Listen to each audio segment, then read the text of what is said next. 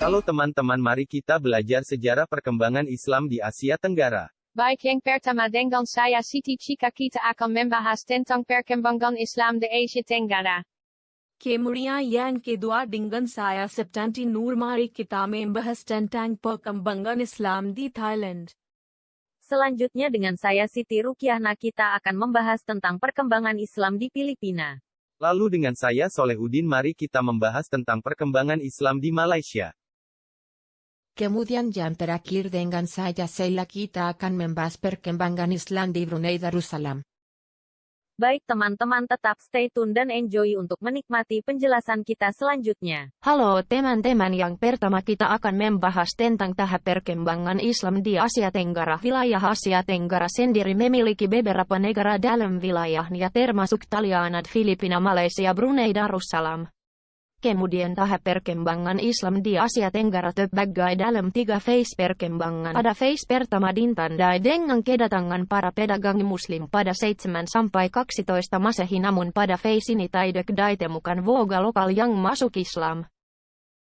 Kemudian pada fase kedua sudah ditemukan berdirinya kerajaan Islam pada 13-16 Masehi.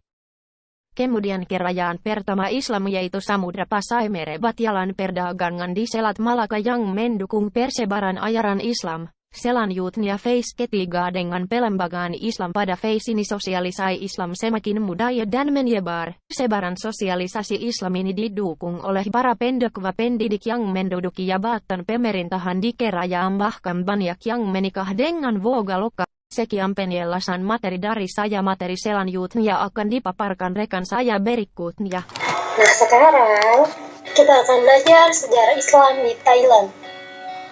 Islam di Thailand hanya 10% dari 6,7 juta penduduk di sana. Muslim mayoritas berada di Thailand Selatan, yaitu di Patani, Yala, dan Narawiya.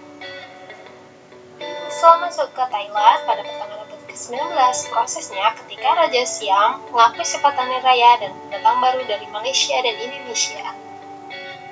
Cendekiawan yang terkenal yaitu Muhammad Tahir bin Al-Fatani, Ali bin Ishaq Al-Fatani, Daud bin Abdullah bin Idris Al-Fatani.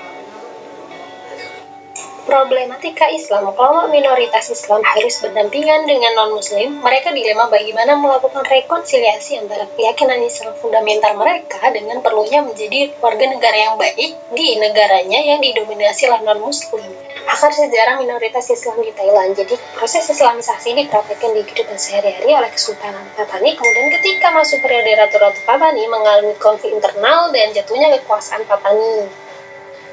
Pijakan pemerintah terhadap Muslim Thailand. Pertama, pemerintah membantu menerjemahkan Al-Quran, kemudian umat Islam bebas mengadakan pendidikan, acara dan keagamaan, kemudian menjadikan hari Jumat hari bersekolah, dan lain-lain.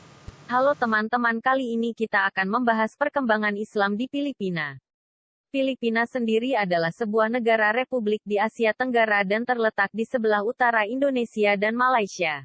Islam masuk ke Filipina pada tahun 1380 yang dibawa oleh ulama dan tabib dari Minangkabau yang bernama Karimul Mahdum. Keberhasil dakwah Islam di Filipina terbukti dengan masuk Islamnya Raja Kabungsuan Mangwindanao sehingga Islam dapat diterima dan berkembang di Filipina.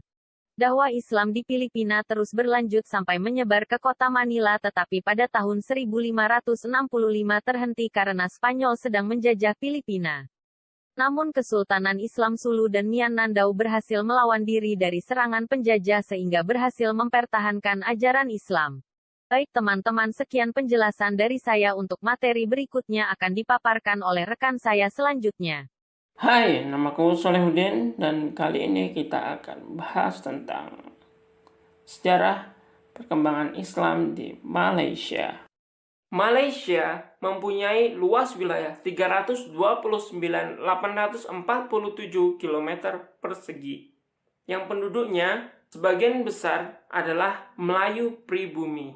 Sedangkan masyarakat pendatang terdiri dari Muslim dan non-Muslim, yaitu Muslim dari Indonesia, Muslim dari India, Cina, Pakistan, Persia, dan Turki. Adapun non-Muslim berasal dari Cina dan India. mayoritas penduduknya Muslim dan menganut Sunni dan bermazhab Syafi'i.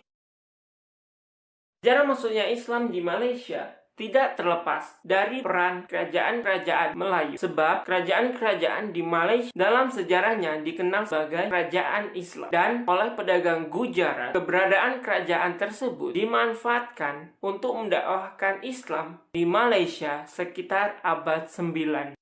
Pada tahun 1980-an, Islam di Malaysia mengalami perkembangan dan kebangkitan yang ditandai dengan semaraknya kegiatan dakwah dan kajian Islam oleh kaum intelektual dan menyelenggarakan kegiatan keagamaan internasional berupa musabaqah tilawatil Quran.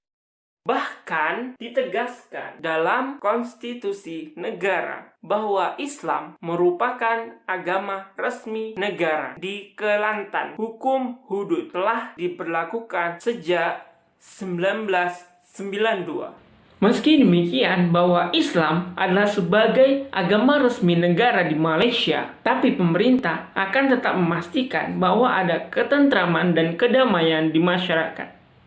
Walaupun pemimpin-pemimpin adalah seorang Muslim, bukan berarti bahwa Islam dapat dipaksakan kepada semua orang. Assalamualaikum teman-teman. Nah, kali ini kita akan belajar tentang sejarah kebudayaan Islam di Brunei Darussalam. Secara geografis, Brunei Darussalam terletak di Pulau Kalimantan, tepatnya di pantai barat Laut Kalimantan. Bagian baratnya merupakan dataran pantai yang berawa, sedangkan bagian timurnya adalah perbukitan. Sebagian ahli sejarah mengatakan bahwa Brunei telah ada setidaknya sejak abad ke-7 atau ke-8 Masehi.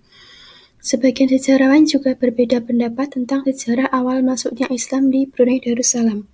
Asyub Mardi Azra menulis bahwa sejak tahun 977 Hijriah, kerajaan Brunei telah mengutus P.U. Ali ke istana Cina. P.U. Ali yang dimaksud adalah pedagang Muslim yang nama sebenarnya adalah Abu Ali. Versi lain mengatakan bahwa sekitar abad ke-7, pedagang Arab yang sekaligus sebagai pendakwah penyebar Islam telah datang ke Brunei. Kemudian dalam ensiklopedia Oxford dinyatakan bahwa orang Melayu Brunei menerima Islam pada abad ke-14 atau ke-15 Masehi, setelah pemimpin mereka diangkat menjadi Sultan Johor. Sultan sebagai pemimpin kerajaan dan sekaligus pemimpin agama dan bertanggung jawab menjunjung tinggi pelaksanaan ajaran agama di wilayah kerajaannya. Selanjutnya, sejarah perkembangan Islam di Brunei Darussalam. Islam masuk ke Brunei dengan pola top-down. Maksudnya, penerimaan Islam dimulai dari masyarakat elit, kemudian penguasa kerajaan, kemudian berkembang ke masyarakat bawah. Di samping top-down juga ada yang disebut bottom-up, yakni Islam diterima terlebih dahulu oleh masyarakat lapisan bawah, kemudian berkembang dan diterima oleh masyarakat lapisan atas. Islam di Brunei mengalami perkembangan di antara negara-negara Muslim lainnya, khususnya di Asia Tenggara. Hal ini dapat dilihat dengan partisipasi Brunei dalam forum-forum umat Islam. Bahkan Brunei menjadi penyelenggara berbagai forum Islam regional maupun internasional. Misalnya, pada Juni 1991, Brunei menjadi tuan rumah bagi pertemuan Komite Eksekutif Dewan Dakwah Islam Asia Tenggara dan Pasifik. Perkembangan dan kemajuan Islam di Brunei mengalami kemajuan yang sangat pesat. Hal ini dapat dilihat di mana para siswa bermula belajar agama dari para ulama secara perorangan, kemudian melanjutkan ke madrasah. Pemerintah Brunei juga berusaha keras untuk memulihkan keislaman dalam suasana politik yang baru. Di antara langkah-langkah yang diambil adalah dengan mendirikan lembaga-lembaga modern yang selaras dengan tuntutan Islam. Nah, itu tadi sedikit penjelasan tentang sejarah kebudayaan Islam di Brunei Darussalam. Semoga bermanfaat. Baik teman-teman, sekian penjelasan tentang sejarah perkembangan Islam di Asia Tenggara. Kemudian terima kasih atas partisipasinya dalam menikmati penampilan kami.